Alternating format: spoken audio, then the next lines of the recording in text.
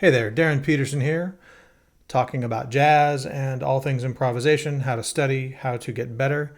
My topic for today is the first four bars of Newk's Fadeaway. I have been working on this solo in terms of analysis and thinking about the techniques that Sonny Rollins uses here, and I have fallen down a deep hole of analysis paralysis, which has not been great. But I've come up with a couple of things that I thought were really good, and then I went and read some other sources, stuff that's published online, and realized that I was just treading over ground that was well trodden, but I was doing it at my own speed and in my own process, which was good because I think I have a deeper understanding now of some things that I knew, but now I really know better. The Newk's Fadeaway solo is available online in various places. I'll play you the first four bars intro-wise real quick here.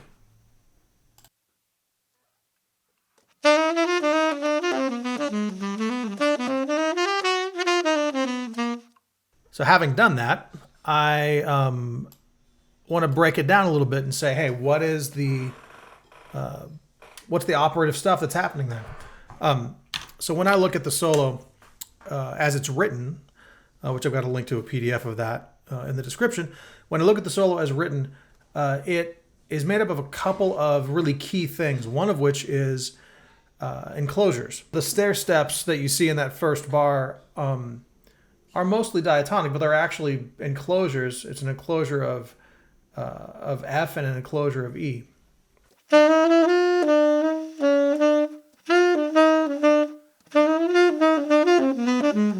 And that set of enclosures is, it's diatonic to my key of C, and it just provides a way to traverse from the fifth of the scale to the third of the scale, but it does so in a descending stair-step manner, which I think is really, you could take just that chunk and say, I'm going to practice stair steps all around the major scale. So let's check that out.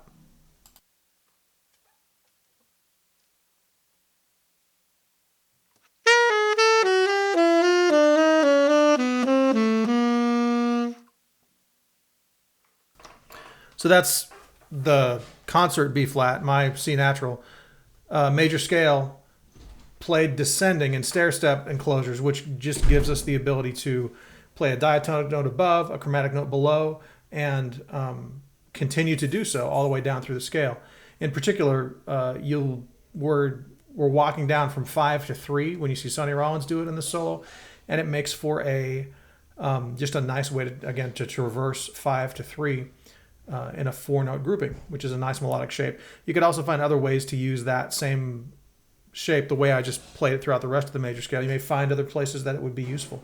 But certainly surrounding the third is like prototype bebop. You want to be sure and enclose thirds and put the thirds on strong beats, which is another big feature of the rest of what we're about to talk about. There's a melodic shape that happens in the first and second bars, which is 3-5-2-1, basically. Or maybe it would be better to say it's 3-5 and then jumps down to an enclosure of some target note. Sounds like this. And that 3-5-2-1 or 3-5-2 enclosure, 2-note enclosure, gives us a way to surround C sharp and surround A natural, which end up on the downbeats. And I think this is one of the things I've been pondering for the last couple of weeks and really digging into, and I feel like I've come to an understanding of enclosures now that I didn't have before. And the understanding is this. I find Sonny Rollins is using enclosures as not just a melodic shape or a device to make his solos more interesting.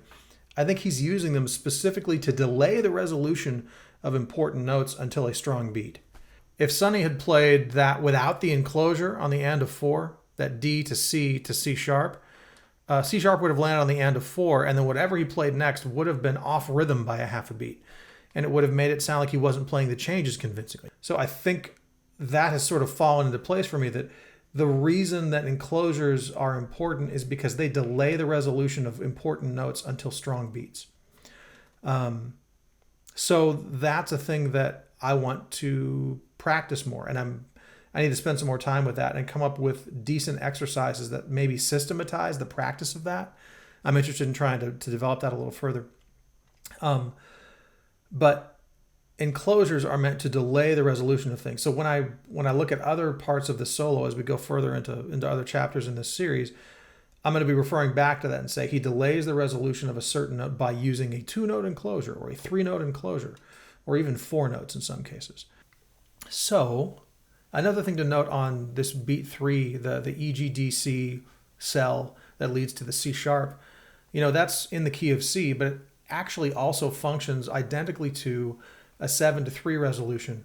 So if you look at E and D, those could be seen as like 1 and 7 resolving to 3 of an A7 chord. So it's like an E minor to A7 kind of a change, or an E7 to A7 change.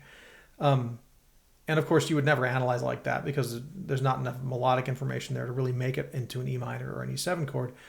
But from a voice leading standpoint, it's a descending line that resolves by a half step and looks suspiciously similar to a 7-3 resolution that we might see on a whole variety of 2-5-1s or other kinds of similar changes.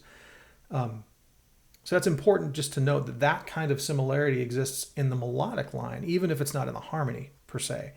Melodic lines will often superimpose or imply a melodic motion that doesn't ever fit the change, but it sounds right.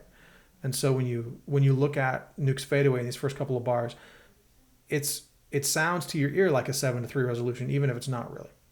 And so that's an interesting thing that we'll see a lot more of, I think, is where do these half-step downward resolutions that appear to be 7-3 show up, even in places where they don't really match the changes. That's an interesting study to look at. Then, you've got a cell in bar 2, which basically just outlines an A major, and then it jumps into an enclosure in bar 3, an enclosure of the note D, and it's using E and C sharp to enclose it. This is what I would call a diatonic chromatic 2-note enclosure. All you're doing is surrounding the note that you want with a diatonic note above and a chromatic note below, and that's a fairly common way to do enclosures. And especially if you're enclosing the root, it also doubles as like sort of a dominant sound. It's like you're playing A7 resolving to D minor. And that's a really common thing is if you're on a minor chord, you can always play the leading tone. If you're on D minor, you can always play C sharp. And so getting comfortable with adding in that additional chromatic note from time to time, whether it's in an enclosure or whether it's as a passing tone, can be really helpful. So let me give you a couple examples of that. So normally like a D minor scale is going to be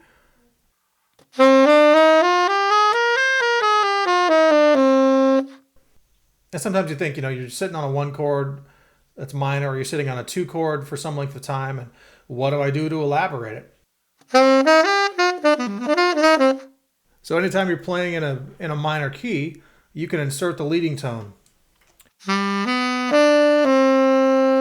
So that C sharp can always be thrown in even if it doesn't fit in the scale per se. You're playing over a D7 chord for a long time, you can always just superimpose the A7 anytime you want. You don't have to have the change in order to imply that 5 chord.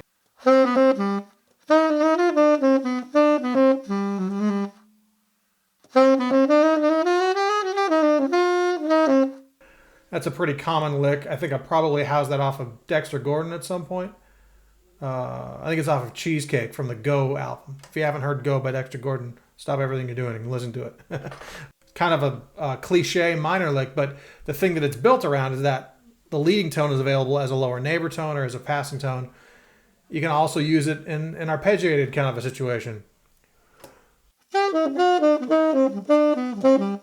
You can use it in 2/5 licks. You can use it on static, long duration minor chords. It all works the same way. Coltrane plays this lick a lot, which is a minor chord that passes through 1 and then 7 and then flat 7, acting as a 2 chord. So he plays down the D minor triad and then picks up the C sharp and then the C natural and then resolves half step down to B. So that's just sort of an aside for free, but besides simply treating it as an enclosure, you can view the C sharp as the leading tone in a minor key, and it helps you to, the fancy word is to tonicize D minor. Playing around with using a leading tone into a minor chord. Happens all the time. Anytime you see a 2 chord, you're likely to see its leading tone. And that's worth trying to get comfortable with. And then the last thing I'll say is that he runs up the scale and then lands on that A flat. That last bar can be analyzed as just coming down mostly diatonic in the key of C. But I think there's 2 other ways to think about it. It's probably possible to think of it as a tritone sub, although the tritone sub chord tones would be like a D flat 7 resolving to C. You would expect to see like an F natural on a strong beat, and you don't have that here. But what you do have is something that looks like a snippet of a half whole diminished scale. Or maybe it's none of those things. Maybe he just decided to play dooba dooba dooba da da da da da da, and all he's doing is just playing an outside note and then running back down the diatonic scale and ending with an enclosure, again, to delay the resolution to C natural. It otherwise would have fallen on beat 4. But da ba doo ba da ba da da da da da do ba, or da ba doo ba da ba da da da ba da da da. He just puts that enclosure at the end of it, at the end of the bar, in order to make sure that C lands right on the downbeat. So that is some of the things that I've noticed looking at the first 4 bars of Newk's Fadeaway. And I think next I'll talk about how to practice some of these things a little more.